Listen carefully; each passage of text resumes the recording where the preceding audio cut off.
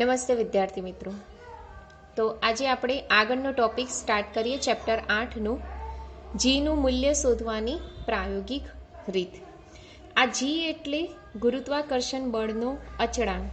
બરાબર, અહીંયા લખીએ છીએ આપણે ગુરુત્વાકર્ષણનો સાર્વત્રિક અચળાંક, જેનું મૂલ્ય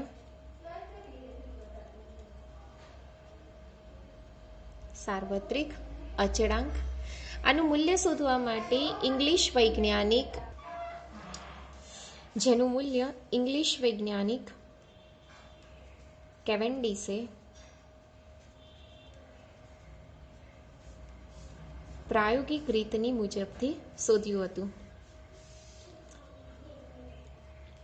આ પ્રયોગમાં એક દ્રઢ આધાર આ રીતે, જેની સાથે એક વડ રહિત દોરીના છેડે એક એલ લંબાઈનો એક સળિયો રાખેલો છે. આ રીતે આ એલ લંબાઈના સળિયાના બે છેડે સીસાના એટલે કે લેડના બે નાના બ્લોક લગાવેલા છે, જેનું દળ સ્મોલ એમ છે. આ સીસાને આપણે નામ કહી દઈએ એ અને બી. બંને નાના સીસાની વિરુદ્ધ બાજુમાં એક મોટા સીસા રાખેલા છે, એ પણ કેપિટલ એમ દળના બનેલા છે. નાના સીસાનો બોલ અને મોટા સીસાના બોલની વચ્ચેનું જે ડિસ્ટન્સ છે એને આપણે કહી દઈએ સ્મોલ ડી. અહીંયા બી આ બંને વચ્ચેનું અંતર છે એને આપણે કહી દઈએ છીએ સ્મોલ ડી. મોટા દળનો પદાર્થ અને નાના દળના પદાર્થની વચ્ચે હંમેશા કયું બળ લાગે છે? ગુરુત્વાકર્ષણ બળ. આ ગુરુત્વાકર્ષણ બળ જેને આપણે કહીએ છીએ એફ, જેનું મૂલ્ય સૂત્ર છે જી, પછી કેપિટલ એમ, સ્મોલ એમ અને બંને વચ્ચેનું અંતર કેટલું છે? Small D. હવે આ મોટા ગોળાને જ્યારે આપણે ખસેડતા એની ઓપોઝિટ બાજુમાં લઈ આવીએ આ રીતના અહીંયા, અને આ બોલને પણ આપણે આ બાજુમાં ઓપોઝિટ સાઈડ ઉપર લઈ આવીએ એટલે કે અહીંયા, તો આ જે સળિયો છે એ વિરુદ્ધ દિશામાં કોણાવર્તન એટલે કે ફરવાનો ગુણધર્મ ધરાવે છે. કારણ કે સર્વપ્રથમ અહીંયા હતો, હવે આ બોલને હું જ્યારે અહીંયા લઈ જાઉં એટલે આ બંને વચ્ચે શું લાગશે? આકર્ષણ બળ, જેના કારણે સ્લાઇડ આ સળિયો આ દિશામાં ખેંચાશે આ રીતના, અને આ દિશામાં ખેંચાશે. એનો અર્થ કે આ સળિયો છે એ ગોળ કોણાવર્તન એટલે કે કોણીય આવર્તન અનુભવશે. એ સળિયો ગોળ ફરશે એટલે કે એમાં ટોર્ક ઉત્પન્ન થશે, જેના કારણે આ દોરીમાં વળ ચડશે. દોરીમાં વળ ચડવાના કારણે એ દોરી ફરી પાછું પોતાની પુનઃ સ્થિતિ પ્રાપ્ત કરવાનો પ્રયત્ન કરશે, જેને આપણે એને કહીએ છીએ પુનઃ સ્થાપક ટોર્ક, એટલે કે પોતાની મૂળ સ્થિતિ પ્રાપ્ત કરવાનો પ્રયત્ન કરે છે. તો સૌ પ્રથમ અહીંયા બળ બંનેની વચ્ચે કયું લાગશે? તો અહીંયા લખું છું બળ એફ બરાબર જી, પછી મોટા ઘોડાનું દળ એમ, નાના બોલનું દળ સ્મોલ એમ, અને બંને વચ્ચેનું અંતર કેટલું છે? D square. આના લીધે જે કોણીય ટોર્ક ઉત્પન્ન થાય છે, કોણીય આવર્તનના લીધે ઉદ્ભવતું ટોર્ક,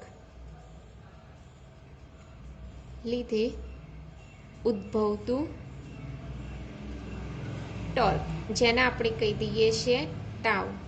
એનું સૂત્ર છે બળ ગુણ્યા બે બળોની કાર્યરેખા વચ્ચેનું લંબ અંતર. તો કેટલું છે બે બળોની કાર્યરેખા વચ્ચેનું લંબ અંતર? એલ. એટલે અહીંયા લખીશું આપણે એલ.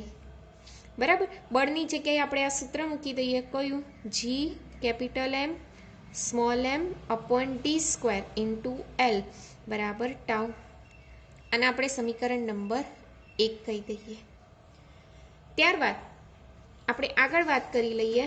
તો જુઓ, દોરીમાં વળ ઉત્પન્ન થાય છે, એ વળના લીધે દોરી ફરી પાછું પોતાની મૂળ સ્થિતિ પ્રાપ્ત કરવાનો પ્રયત્ન કરશે, એટલે કે ત્યાં ઉત્પન્ન થશે પુનઃ સ્થાપક ટોર્ક. ત્યાં કયું ઉત્પન્ન થશે? પુનઃ સ્થાપક ટોર્ક, જેને આપણે કહી દઈશું ટાઉ. અને આ ટાઉ એની અંદર કેટલા વળ ઉત્પન્ન થયા છે એના ઉપર આધાર રાખે છે, એટલે ટાઉ ચલે છે થીટા, જ્યાં થીટા એટલે વળની સંખ્યા. ચલો ચલે છે ને દૂર મૂકીને આપણે એક અહીંયા અચળાંક મૂકી દઈએ. એ અચળાંકને કહેવાય છે કે, એટલે અહીં આવી જશે થીટા. એટલે સમીકરણ નંબર 2. આ બંને બળ ટોર્ક જ્યારે સમાન થશે, એટલે કે આ સળિયાના કારણે ઉત્પન્ન થતું ટોર્ક અને આ દોરીના કારણે ઉત્પન્ન થતું ટોર્ક, બંને ટોર્ક જ્યારે સમાન થશે ત્યારે આ સળિયો ગોળ ફરવાનું બંધ થઈ જશે, એટલે કે તંત્રમાં સંતુલન સ્થિતિ પ્રાપ્ત થશે. એટલે અહીંયા લખીએ છીએ સમીકરણ 1 અને 2 ને સરખાવતા. સમીકરણ 1 અને 2 ને સરખાવતા તો બંને સમીકરણને સરખાઈ દઈએ તો શું થશે? G capital M small M upon બંને વચ્ચેનું અંતર d² ઇન્ટુ એલ બરાબર કે થીટા. આ બંને ટોર્કના સમીકરણને મેં સરખાઈ દીધા. અહીંયા કોનું સૂત્ર શોધવાનું છે? જી. તો જીના સૂત્રનો કરતા બનાવ્યો કેવેન્ડિસે, તો કે થીટા d² અપોન કેપિટલ એમ નીચે આવશે, સ્મોલ એમ નીચે આવશે, એલ નીચે આવશે, એટલે કે આ એને પ્રાપ્ત થઈ ગયું જીનું સૂત્ર. હવે આ જીના સૂત્રની અંદર જે કે છે એ દોરીનો બળ અચળાંક છે, થીટા છે એ દોરીમાં ઉત્પન્ન થયેલા બળની સંખ્યા, ડી એટલે નાનો અને મોટા સીસાના બ્લોક વચ્ચેનું અંતર, કેપિટલ એમ એટલે મોટા બોલનું અંતર, સ્મોલ એમ દળ સ્મોલ એમ એટલે નાના બોલનું દળ, અને એલ એટલે પેલી સળિયાની લંબાઈ. આ બધાની અંદર કિંમત મૂકી તો કેવેન્ડિસને કંઈક એવું સૂત્ર, એવું મૂલ્ય પ્રાપ્ત થયું 6.67 ગુણ્યા 10⁻11 ન્યૂટન મીટર સ્ક્વેર પ્રતિ કેજીનો વર્ગ. તો આ એક ગુરુત્વાકર્ષણ અચળાંકનું એક સૂત્ર એને પ્રાપ્ત થઈ ગયું. બરાબર. તો આ રીતના ઇંગ્લિશ વૈજ્ઞાનિક કેવેન્ડિસે એના પ્રયોગની અંદર મદદથી જીનું સૂત્ર આ રીતના સાબિત કરી દીધું. જીનું એસઆઈ એકમ પણ એને શોધ્યું. એસઆઈ એકમ કયો છે? તો અહીંયા જણાવ્યા એ મુજબ ન્યૂટન મીટરનો સ્ક્વેર પ્રતિ કેજીનો સ્ક્વેર. જીનું પારિમાણિક સૂત્ર પણ શોધ્યું એને. તો પારિમાણિક સૂત્ર કયું છે? તો m-1 L3 અને T-2. બરાબર. એક આ સૂત્ર એને સાબિત કર્યું. તો આ રીતના જીની સંપૂર્ણ પરિભાષા કેવેન્ડિસે ક્લિયર કરી. ત્યારબાદ આપણે આગળનો પ્રશ્ન જોઈએ. આગળનો ટોપિક છે ગુરુત્વ પ્રવેગ જીનું સૂત્ર મેળવવાનું. બરાબર. તો એના માટે એક આપણે પૃથ્વીની એક કલ્પના કરીએ. આ રીતના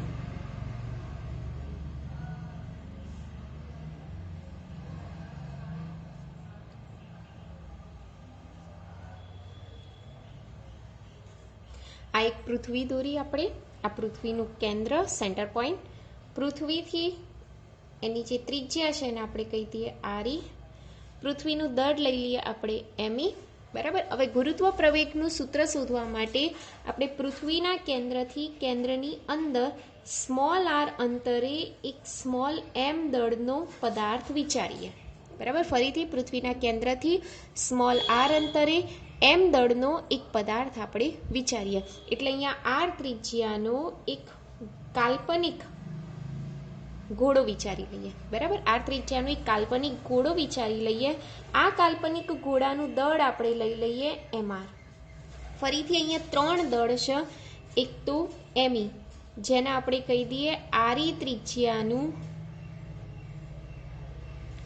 પૃથ્વીનું દળ. બરાબર. ત્યારબાદ આપણે વાત કરી દઈએ mr, જે કોનું દળ છે? એમ ત્રિજ્યાનું ગોળાનું દળ. અને સ્મોલ એમ છે એને આપણે શું કહી દઈએ છીએ? તો કોઈ કણનો દળ, જે કયા બિંદુ પાસે મૂકેલું છે? પી બિંદુ પાસે આપણે મૂકેલું છે. બરાબર. પી બિંદુ પાસે આપણે એમ દળનો એક પદાર્થ મૂકેલો છે. બરાબર. હવે આની વાત કરી લઈએ આર ત્રિજ્યાના ગોળા પર. આર ત્રિજ્યાના ગોળા પર મૂકેલ એમ દળના પદાર્થ પર લાગતું બળની વાત કરી લઈએ, જેને આપણે કહી દઈએ છીએ F. તો હવે આ ઉપરના કારણે લાગશે નહીં, માત્ર આટલા ત્રિજ્યાનું જે પદાર્થ છે એના કારણે એમ ઉપર લાગતું બળ. એટલે એના માટે આપણે સૂત્ર લખીશું G(mr) સ્મોલ એમ અપન બંને વચ્ચેનું અંતર કેટલું r². સમીકરણ નંબર 1 લઈ લઈએ. બરાબર, એને આપણે કહી દઈએ સમીકરણ નંબર 1. હવે એક સૂત્ર છે કે ઘનતા બરાબર દળ ભાગ્યા કદ. તો દળ બરાબર શું થાય? કદ ગુણ્યા ઘનતા. ચલો, દળ એટલે અહીંયા લઈ લઈએ mr, કદ એટલે આ ત્રિજ્યાનું કદ. ત્રિજ્યાનું કદ થશે 4/3 પાઈ r નો ઘન થઈ જશે. અને ઘનતા, ઘનતા એટલે આપણે અહીંયા શું લખી કાઢીએ છીએ? ρ લખી દઈએ છીએ. ખ્યાલ આવી ગયો? આટલે સુધી ક્લિયર થઈ ગયું? હવે આગળ જોઈ લઈએ સમીકરણ નંબર 1. આની કિંમત આપણે એફમાં મૂકી દઈએ તો એફ બરાબર શું થશે? જી. પછી એમઆરની જગ્યાએ કિંમત મૂકી દઈએ 4/3 પાઈ r નો ઘન ρ ઇન્ટુ એમ થઈ જશે. r² કેન્સલ થઈ જશે એટલે શું રહેશે? જી. પછી અંદર રહેશે 4/3 પાઈ ρ અને અહીંયા રહેશે એમ. આને કહી દઈએ સમીકરણ નંબર 2. આટલે સુધી ખ્યાલ આવી ગયો શું કર્યું? અહીંથી શું? દળ બરાબર કદ ગુણ્યા ઘનતા. કદની જગ્યાએ 4/3 પાઈ r નો ઘન, ઘનતાની જગ્યાએ ρ. આ mr ની કિંમત સમીકરણ 1માં મૂકતા. કિંમત સમીકરણ 1માં મૂકતા.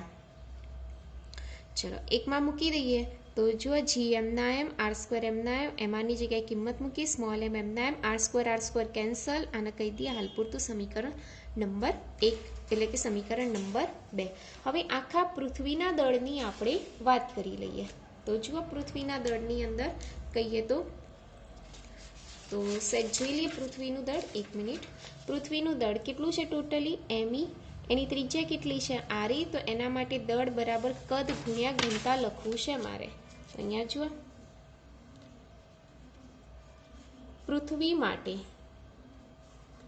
શું લખું છું? દળ બરાબર કદ ગુણ્યા ઘનતા. દળ એટલે me, કદ એટલે 4/3 પાઈ re નો ઘન અને ઘનતા એટલે ρ. re નો ઘન નીચે લઈ લઈએ એટલે me અપોન re નો ઘન થઈ જશે. અહીંયા શું રહેશે? 4/3 પાઈ ઇન્ટુ ρ. આને કહી દઈએ સમીકરણ નંબર 3. હવે આ જે 4/3 પાઈ ρ ની જે કિંમત છે એ આપણે કિંમત સમીકરણ નંબર 2 માં મૂકી દઈએ. દેખાય છે 4/3 પાઈ ρ. તો આપણી પાસે શું આવશે? કંઈ લખું છું? સમીકરણ 3 ની કિંમત સમીકરણ 2 માં મૂકતા. તો ચલો, એફ બરાબર જી તો એમ ના એમ, એની જગ્યાએ આપણે કિંમત મૂકી દઈએ me ભાગ્યા re નો ઘન અને પેલા સ્મોલ એમ ના એમ થઈ જશે અને r તો છે જ, એ r એમ ના એમ લખી કાઢ્યા. બરાબર, અહીંયા એક r હજી વધશે એટલે અહીંયા r લખી કાઢીએ.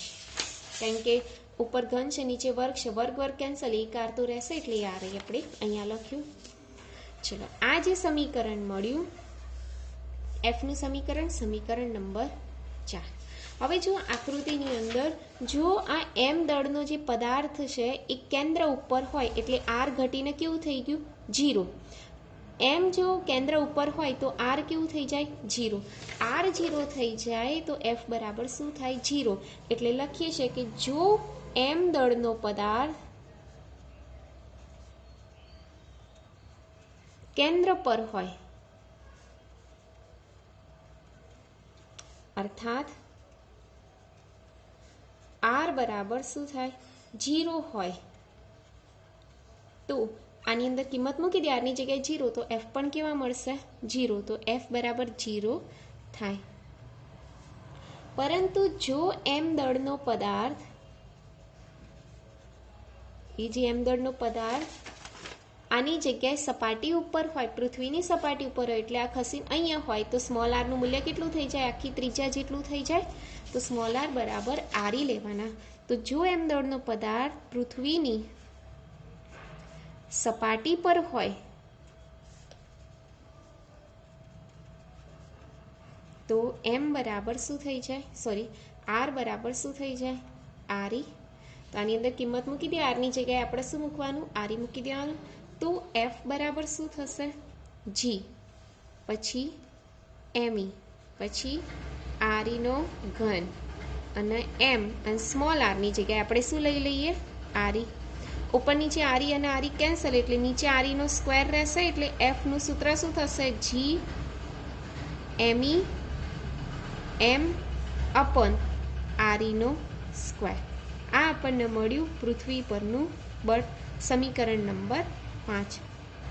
ખ્યાલ આવી ગયો.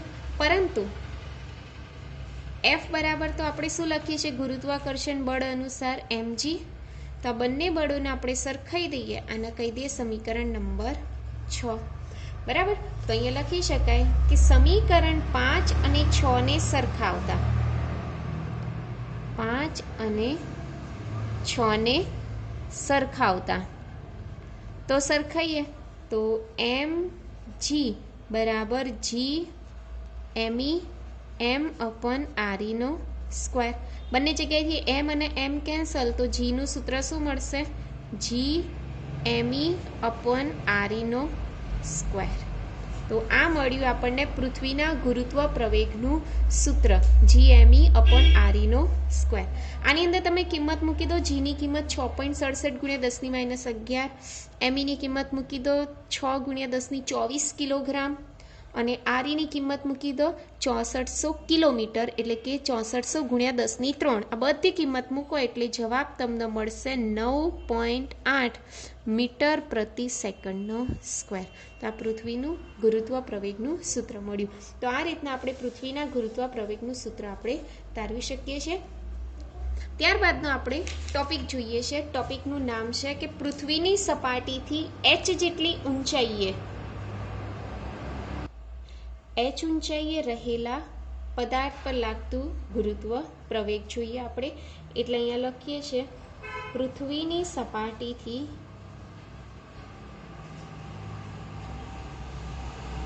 h ઊંચાઈએ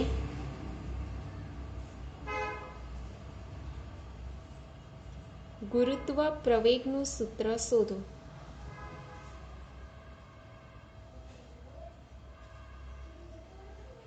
બરાબર. આ બી ક્વેશ્ચન પૂછાયો છે એક્ઝામમાં એટલે તૈયાર કરી દેવાનું. તો જુઓ, એક તો સૌ પ્રથમ આપણે પૃથ્વી બતાવવાની, આવી રીતે અડધો ભાગ બતાવીએ અને આખો બતાવવો હોય તોય વાંધો નહીં. આ પૃથ્વી, બરાબર. આ પૃથ્વીનું કેન્દ્ર, આ પૃથ્વીની ત્રિજ્યા જે કેટલી છે, આરી. પૃથ્વીનું દળ કેટલું છે, એમઈ. પૃથ્વીની સપાટીથી h જેટલી ઊંચાઈએ એટલે કે આટલેથી આટલે સુધીની ઊંચાઈ કેટલી, h. કોઈ m દળનો પદાર્થ રહેલો છે તો પૃથ્વીના કેન્દ્રથી m દળના પદાર્થ સુધીનું અંતર કેટલું થશે, h વત્તા આરી, જેને આપણે કહી દઈએ છીએ સ્મોલ આર. ખ્યાલ આવી ગયો ને આની અંદર. તો આ m દળના પદાર્થ પર લાગતું ગુરુત્વ પ્રવેગ આપણે શોધવાનું છે. તો જોઈએ, આપણે શોધીએ. તો સૌ પ્રથમ આપણે સ્ટાર્ટ કરીશું ક્યાંથી, તો m દળના પદાર્થ પર લાગતું બળ જોઈશું. ચલો, m દળના પદાર્થ પર લાગતું બળ F બરાબર સૂત્ર કયું આવશે, જી, પછી એમઈ, પછી સ્મોલ એમ અપોન બંને વચ્ચેનું અંતર આર સ્ક્વેર. આરની જગ્યાએ આપણે શું લખવાનું છે, જી એમઈ એમ. આરની જગ્યાએ આપણે લખીશું આર ઈ વત્તા એચ, બરાબર, એફ અને એનો બી સ્ક્વેર થશે. ચલો સાદું રૂપ આપી દઈએ આગળ. જી એમના એમ, એમઈ એમ એમના એમ. આની અંદરથી હું શું કરું છું કે આરીનો સ્ક્વેર કોમન કાઢી દઉં છું. ખ્યાલ આવી ગયો, આરીનો સ્ક્વેર કોમન કાઢી દઉં એટલે અંદર શું રહેશે, અહીં તો આરી બહાર નીકળે એટલે એનો સ્ક્વેર બી બહાર નીકળે એટલે અહીં કશું ના વધે એટલે 1 વત્તા અહીં તો આરી છે જ નહીં તો અહીંયા મારે છેદમાં શું લખવા પડે, આરી નો સ્ક્વેર થઈ જાય. ખ્યાલ આવી ગયો. હવે જી એમઈ અપોન આરી સ્ક્વેર, આ તો મેં અત્યારે જ એક સૂત્ર મેળવ્યું હતું, કયું, જીઈ. તો એને આપણે અત્યારે એમ લખી શકીએ GE એટલે કે એમ એમના એમ અને એની જગ્યાએ લખી કાઢીએ જી. આ જે આખું પદ છે એ પદ ઉપર આવી જાય તો 1 + h/RE ની -2 થઈ જાય. ચલો આગળ સાદું રૂપ આપીએ તો શું થશે? એફ એમના એમ GE લઈ લઈએ. બરાબર, આ પૃથ્વીનું ગુરુત્વ પ્રવેગ છે એટલે GE લખી કાઢીએ. અહીંયા આપણે સાદું રૂપ આપી દઈએ -2 અંદર ગુણી કાઢીએ એટલે 1 - 2h/RE નો અને અહીંયા આવી જશે વત્તાના જે પદ છે એ પદને આપણે અવગણી શકાય. બરાબર, એટલે એફનું સૂત્ર શું પ્રાપ્ત થયું? MGE કૌંસમાં 1 - 2h/RE. બરાબર, આ સમીકરણ નંબર 1 લઈ લઈએ. પરંતુ એફ બરાબર તો આપણે શું લખીએ છીએ? mg. સમીકરણ નંબર 2. સમીકરણ 1 અને 2 ના આપણે સરખાઈ દઈએ તો mg બરાબર MGE કૌંસમાં 1 - 2h/RE. બરાબર, એમ કેન્સલ એટલે જી નું સૂત્ર શું આવશે? GE કૌંસમાં 1 - 2h/RE. આ તમને મળ્યું પૃથ્વીની સપાટીથી h ઊંચાઈએ રહેલા ગુરુત્વ પ્રવેગનું સૂત્ર. ખરેખર તો સૂત્ર તમારું આ સાચું છે. જો -2 ના લખીએ અને એને નીચે જ રાખી દઈએ તો સૂત્ર આપણું આ બી સાચું છે. કયું? F બરાબર GME/RE² ની જગ્યાએ GE લખી કાઢીએ એટલે MGE ભાગ્યા 1 + h/RE નો સ્ક્વેર થઈ જશે. આને બી તમે આ સમીકરણની સાથે સરખાવો તો G નું સૂત્ર કયું મળશે? GE/1 + h/RE નો આવી રીતના સ્ક્વેર થઈ જશે. બરાબર, એટલે કાં તો તમે આ સૂત્ર વાપરો કાં તો તમે આ સૂત્ર વાપરો, પણ કયા કયા સંજોગોમાં કયું સૂત્ર વાપરવાનું એ ખાસ જોવાનું.